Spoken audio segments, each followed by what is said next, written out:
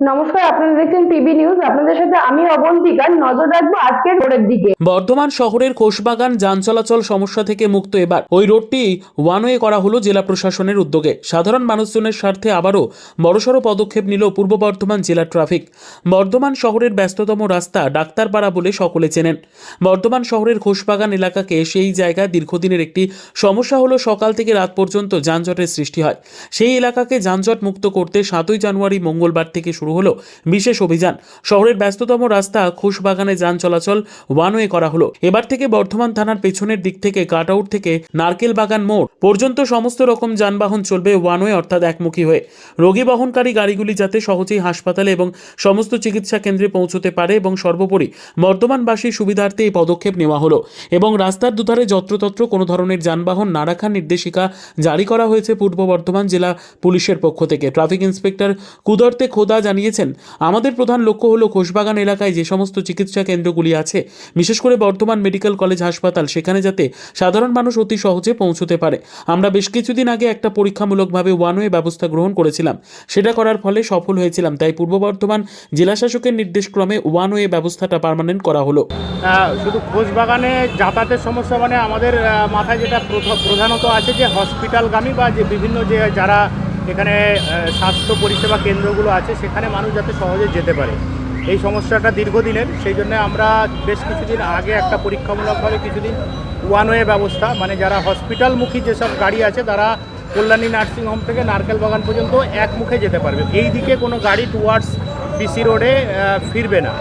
সেটা চালু করার পরে আমরা অনেকটাই সফল হয়েছিলাম, সেই পরীক্ষাটায় দেখা যায়। সেই জন্যে আপাতত আমরা মহামান্য জেলা শাসকের আদেশ অনুসারে আজকের আমরা একটা নোটিফিকেশান করিয়ে আজ থেকে পার্মানেন্টভাবে এটা চালু হচ্ছে। এটা কল্যাণী নার্সিংহোম থেকে নারকেল বাগান পর্যন্ত যারা বর্ধমান মেডিকেল কলেজের দিকে যারা যেসব গাড়ি যাবে তারা একমুখী যাবে, কিন্তু বিসি রোডের দিকে ফিরবে না। তেমনইভাবে এখানে দুটো রাস্তা আছে, পাকমারা গলি 1 আর 2। এই 1 দিয়ে যারা বিসি রোডে যাবে তারা বিসি রোডে চলে যেতে পারবে, কিন্তু ওটা বিসি রোড থেকে খোশবাগানে আসবে না। আবার যদি কেউ খোশবাগান আসতে চায় তাদের পাকমারা গলি 2 দিয়ে আসতে হবে।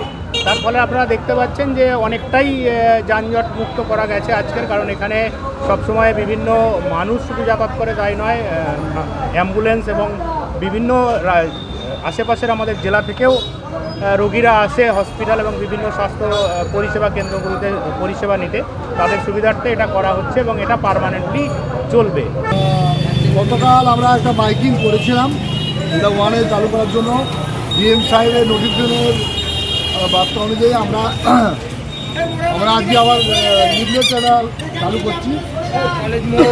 দেখা যাচ্ছে আজকে 7/1/2025 তারিখ হতে বর্ধমান থানার পেছনে কল্যাণী নার্সিংহোমের কাট আউট হইতে নারকেল বাগান মোড় পর্যন্ত সমস্ত রকম যানবাহন, টোটো, ভ্যান, স্কো, 4 চাকা অন হয়ে একমুখী হয়ে চলবে। হ্যাঁ দাদা, আমরা কালকে দেখলাম যে বর্ধমান পুলিশের তরফ থেকে একটি মাইকিং হয় এবং সেখানেই তারা জানিয়ে দেয় আর কি যে আগামীকাল অর্থাৎ আজকে 7 তারিখ থেকেই সকাল 8টা থেকে বৈকাল 4টে পর্যন্ত এই কল্যাণী নার্সিংহোমের সামনে থেকে নারকেল বাগান মোড় পর্যন্ত এক সাইড দিয়ে একটি যানবাহন যাবে।